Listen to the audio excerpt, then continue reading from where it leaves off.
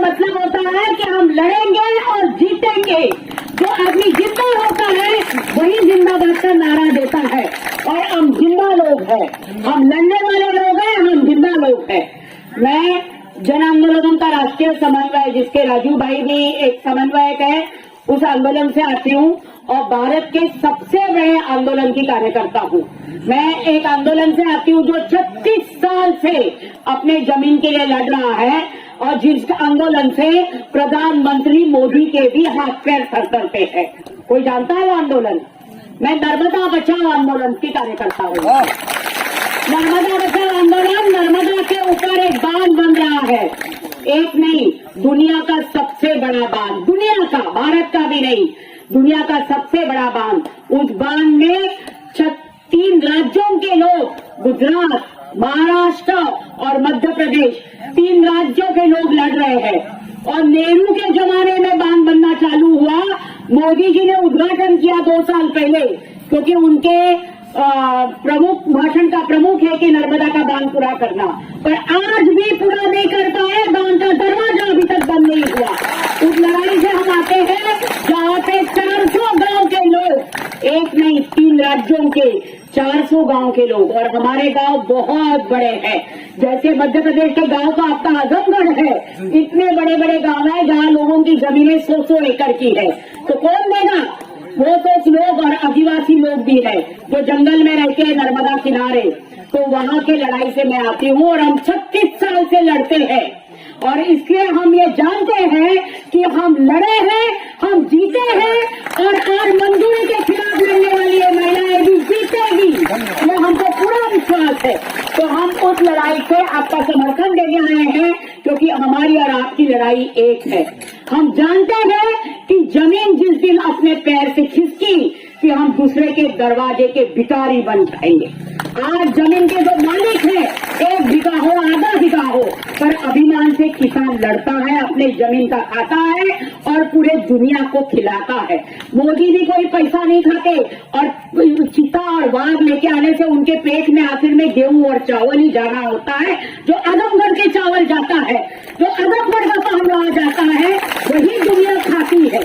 आजमगढ़ तो एक पूरा उपजाऊ क्षेत्र है, हम समझते हैं। वहाँ पे इतनी बड़ी लड़ाई हम आते हुए अभी देखने गए कि आपका वो पुराना एयरपोर्ट, वो वहाँ पे घास हो रही है। वहाँ पे एक विमान, मैंने पूछा, यहाँ सब साथियों ने कहा वहाँ से एक भी विमान आज तक उड़ा नहीं, और इनको दूसरा विमान बनाना है। अडानी अंबानी यहाँ आने वाले हैं क्या? क्या विकास होगा? मैंने इनको पूछा कि आपको जाना है क्या विमान में नौकरी कर दे? बोले हम क्या करेंगे, हमारे लड़कों को नौकरी लगाएगी, हम तो किसान है, हम तो यहाँ पे मजदूर करके जीते हैं। और मोदी जी शायद भूल गए हैं, अभी किसी ने कहा, उल्लेख किया कि उनको दिल्ली के दरवाजे पे किसानों ने हराया है, और किसानों ने उनको दिल्ली का घेराव करके दिखाया है। उत्तर प्रदेश के आजमगढ़ के लोग भी गाजीपुर पहुंचे थे, और गाजीपुर में काफी समय तक बैठे थे। राजू भाई खुद कितने समय तक गाजीपुर में रहे हैं, और हर जगह पे दिल्ली का घेराव करके देश के किसानों ने दिखाई दिया था कि अडानी अंबानी का नहीं, इस देश में किसानों का, मजदूरों का राज रहेगा, और वही करने के लिए आज आप भी यहाँ पे बैठी है। मुझे लगता है कि मैं तो ये देख के, राजू फोटो भेज रहे थे, अभी को 12 तारीख को खबर आई, और मेरा जी को खबर पहुंची, क्योंकि हमारे एक साथी सेंचुरी में लड़ने वाले प्रमोद भाई भी आप ही के गांव के हैं। तो वहां पे जब खबर आई कि ऐसे लड़ रहा है, और राजू भाई यहाँ आए, और जब खबरें रोज आ रही थी, अभी आपने दिवाली के दिन भी दिया लगाया, और रोज आप महिलाएं जिस ताकत से यहाँ आ रही है, एक दिन मोदी और योगी यहाँ आके देखे, वो आपके निरुआ साहब तो बेचारे गाली की उतरते नहीं है, उनके बयान से मेकअप बिकअप करके पैसा ज्यादा कमाते हैं, तो वो क्या संसदगिरी करेंगे। पर योगी और मोदी आके देखे तो उनकी नजर, ये महिलाओं के नजर में नजर दिला के कहे कि मुझे तुम्हारी जमीन चाहिए, तो उनकी नजरें झुकेगी, क्योंकि यहाँ पे दिवाली में बैठी हुई लक्ष्मी माता भी है, और वही काली का स्वरूप भी ले लेगी, और वही काली असुरों का नाश करेगी, और जमीन छीनने वालों का नाश करेगी। यार मंजूरी की महिलाएं दिखा रही है। ये मजदूरी की महिलाओं ने जो दिखाया आपको, जहाँ एक एक गांव की, जमुआ की, हसनपुर की औरतें अपने आप यहाँ आ रही है, अपना अपना छोटे पैसे का यहाँ मैं देख रही थी योगदान कर रही है। ये अपने पैसों पे चलने वाला, अपने ताकत पे और अपने सच्चाई पे चढ़ने वाला आंदोलन है। इसको दुनिया की कोई भी ताकत हरा नहीं सकती है। हम सब आपको बहुत एक तरीके से बधाई देते हैं। आपको देख के हमें बहुत ताकत प्राप्त हुई।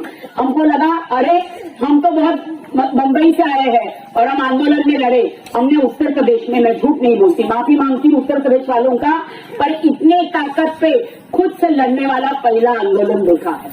और इसमें आप सबको बहुत बधाई हो। उलट मेरी राजू से, संदीप जी से बहुत लड़ाई होती कि उत्तर प्रदेश के लोग लड़ते क्यों नहीं है। इतना बड़ा उत्तर प्रदेश जिसको गंगा जमुना का ये मिला है, वरदान है, ऐसा शायद देश कोई दुनिया देश में नहीं होगा जिसको इतनी नदियां हैं, इतनी जमीन है, पर लोग लड़ते क्यों नहीं।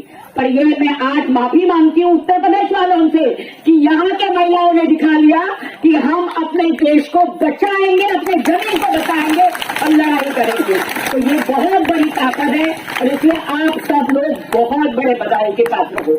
हम कोशिश करेंगे और एकदम आपको वचन देते हैं कि आपकी ये लड़ाई में हम बराबर के साथी रहेंगे, हर जगह पे आपका मुद्दा उठाएंगे। हमारी नेता मेधा पाटकर को हमने अभी कहा कि आपको भी यहाँ आना पड़ेगा क्योंकि ये महिलाएं आपको बुला रही है और आपको आना पड़ेगा यहाँ पे। हम जगह जगह से हमारे लोगों को आपके लड़ाई के समर्थन से लाएंगे और आपके लड़ाई में आपको मार पड़ेगी तो हम आपके साथ हैं। हमने बहुत मार खाई है, बहुत जेल गए हैं, तो हमने उत्तर प्रदेश की मार कम खाई है, तो वो भी जरा खा के देखेंगे आपके साथ। हमने बहुत जेल देखा है, यूपी का जेल एक ही बार देखा है, तो यहाँ भी आके आपके साथ खड़े रहेंगे। पर ये आपको विश्वास दिखाते हैं, जब सच्चाई की लड़ाई होती है, आपकी जमीन या आपकी माता है, ये आपसे कोई छीनेगा नहीं और आपको देनी नहीं है। जब तक आपका पूरा अधिकार आपको नहीं मिलता, यही ताकत सब देखनी चाहिए।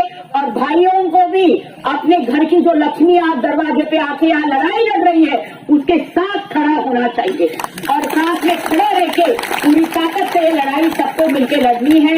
हम सब ये लड़ाई में आपके साथ हमेशा बना रहेंगे, जगह जगह से आपका सवाल उठाएंगे और जब भी आप कहेंगे 2-3 घंटे का दूरी है, आपके साथ यहाँ आके बैठेंगे जरूर। ये पूरा विश्वास के साथ मैं बात अपनी रखती हूँ। जिंदाबाद।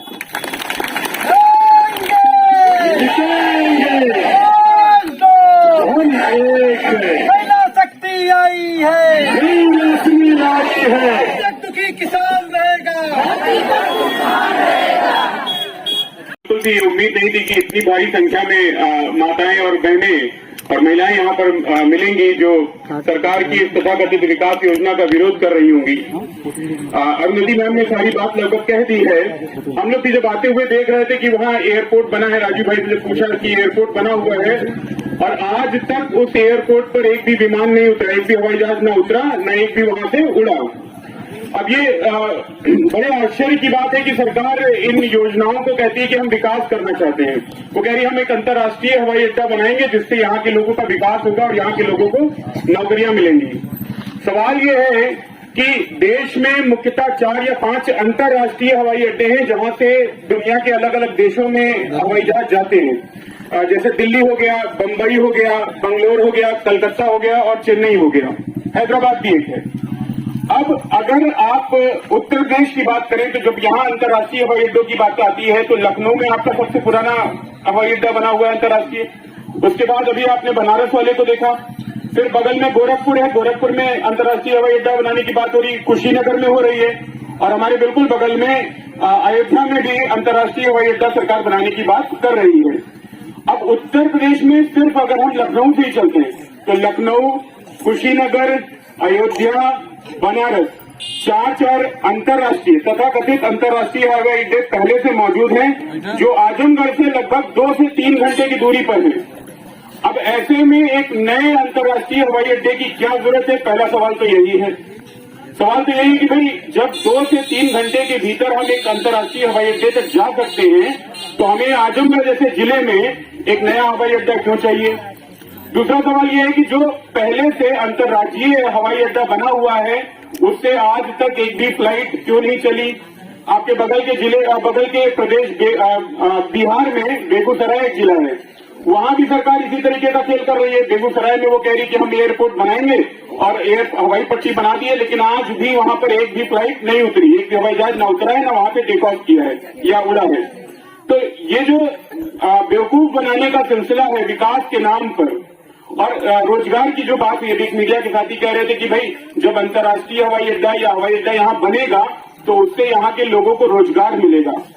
आप चल करके देखिए किसी भी हवाई अड्डे पे, फिर वो चाहे लखनऊ का हो, बनारस का हो, कुशीनगर का हो या दिल्ली का ही हो या हैदराबाद का हो, उसमें कितने स्थानीय लोगों को रोजगार मिलता है और कौन से रोजगार मिलते हैं। हवाई अड्डे में जो लोग काम करेंगे, भाई ऐसा तो है नहीं कि किसी हवाई अड्डे में 1000 या लाख लोग काम करने लगेंगे, क्योंकि आपकी जो बेरोजगार लोग हैं, बेरोजगार युवाओं की संख्या है वो बहुत ज्यादा है।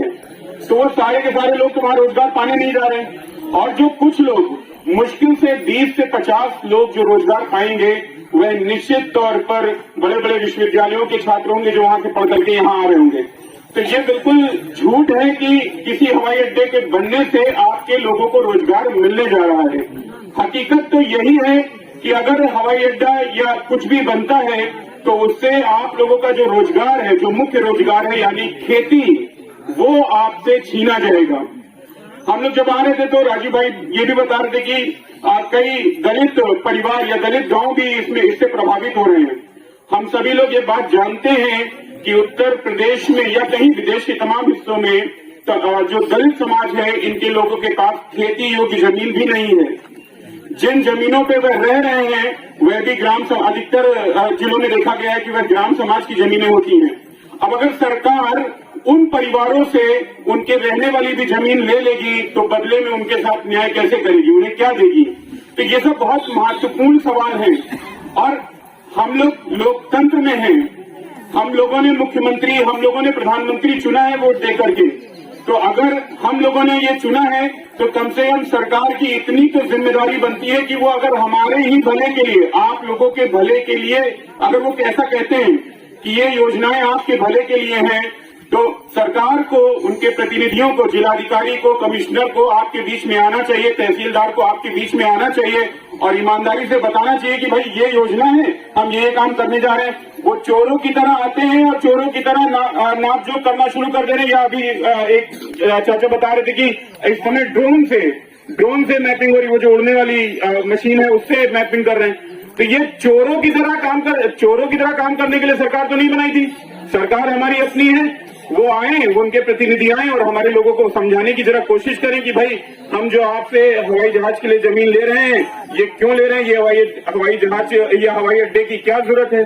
तो ये सारी कुछ बातें थी। आप लोग बड़ी मजबूती से यहाँ पर बैठे हुए हैं, खासतौर से जो महिलाएं बैठी हुई हैं, आप लोगों का हौसला देकर के, अभी जो दीदी बोल रही थी, आप लोगों का हौसला देख करके एक पल भी ये नहीं लग रहा है कि यह आंदोलन किसी तरीके से छुटने वाला है या कमजोर होने वाला है। आप जिस तरीके से अपनी छोटी छोटी राशि रोज के हिसाब से इसमें इकट्ठा कर रहे हैं, तो निश्चित तौर पे ये आंदोलन की शुचिता, इस आंदोलन की नैतिकता, इस आंदोलन की जो सच्चाई है वह आपकी ताकत बनेगी।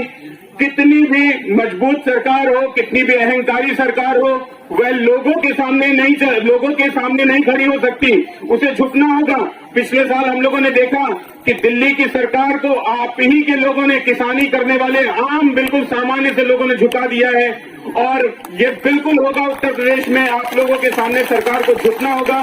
और ये जो बेसिर पैर के झूठे प्रोजेक्ट सरकार लाती है, इसे वापस लेना होगा। एक आखिर बात, एक लोग अभी बहुत अच्छी बात बोल रहे थे कि भाई आपने जो पहले बनाए एयरपोर्ट हैं, जो पहले के अंतर्राष्ट्रीय या राष्ट्रीय हवाई अड्डे हैं, उनको तो आप लगातार अडानी और अंबानी को बेचते चले जा रहे हैं। भाई अखबारों में सब लोगों ने पढ़ा कि लखनऊ एयरपोर्ट भी बिक गया, उसका नाम चौधरी चरण सिंह एयरपोर्ट हुआ करता था, जो उत्तर प्रदेश के बड़े किसान नेता और प्रधानमंत्री तक बने। उस चौधरी चरण सिंह के नाम पर बने हुए हवाई अड्डे को बेच दिया गया। अब आप अगर जाइए तो वहां पर बोर्ड लगा हुआ है अडानी हवाई अड्डा। तो जब आप पहले के बने हुए हवाई अड्डों को अडानी और अंबानी अपने दोस्तों को बेच रहे हैं, तो आजमगढ़ या किसी भी जिले में नया हवाई अड्डा क्यों बना रहे हैं? किसानों की जमीन लेकर के क्या अपने दोस्तों को, अपने गुजराती दोस्तों को बेचने के लिए अपने हवाई अड्डे बना रहे हैं? तो सरकार को इन सारी बातों का जवाब देना पड़ेगा। आप लोग इसी हौसले से डटे रहिए, हम सब आपके साथ कंधे से कंधा मिलाकर के यूं ही खड़े रहेंगे। बहुत बहुत आभार, बहुत बहुत धन्यवाद।